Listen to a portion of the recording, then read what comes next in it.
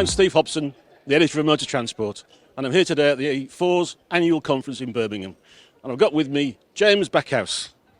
Hello, and I'm a director of Backhouse Jones. This is our little stand at the conference, and we're firm of solicitors who specialise in regulatory transport work. Fantastic. So, can you tell us a bit more about why you're at FORS? What do you think is such a great thing, and why you're working with them? Well, FORS is obviously a standard which is now generic across the road transport network, and it's important for many contracts. It's also a standard that's focused on safety, and those two things are things about which we advise our clients day in, day out, week in, week out. So there's clear common ground, common purpose. Many of our clients are here. Many of our clients are part of the FORS story and benefit from the programme. So it's obviously in our interest to be here to assist them and to be visible to them. Okay, it's quite interesting. You, as a firm of solicitors, we quite often think of you about getting involved in PIs when things go wrong.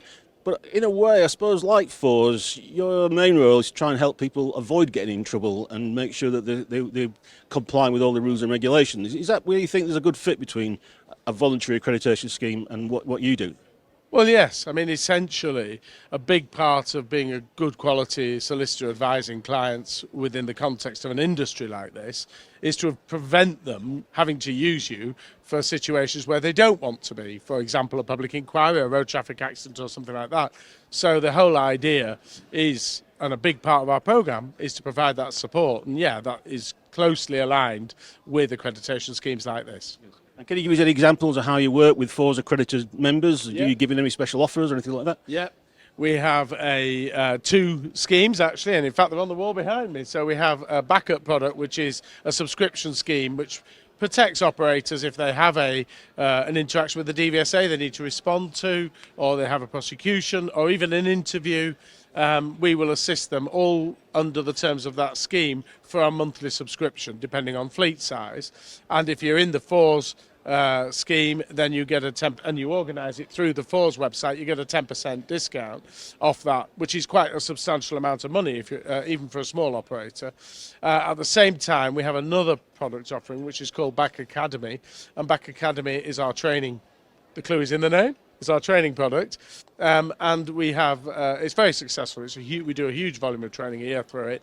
Loads of different courses. Again, if you book them through the FORS website, you will get a 5% discount off that training, which is affordable. It's accessible. They're bite-sized courses from 1.5 hours to 3 hours, and we also do Transport Manager and OLAC courses, which are much longer, of course. So yeah, we work with FORS members for that benefit.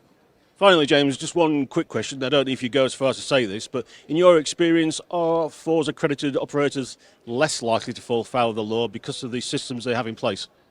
Yes, they are. I mean, in short, if you have systems which are audited periodically and those systems are designed to improve compliance, you are clearly less likely to get into trouble.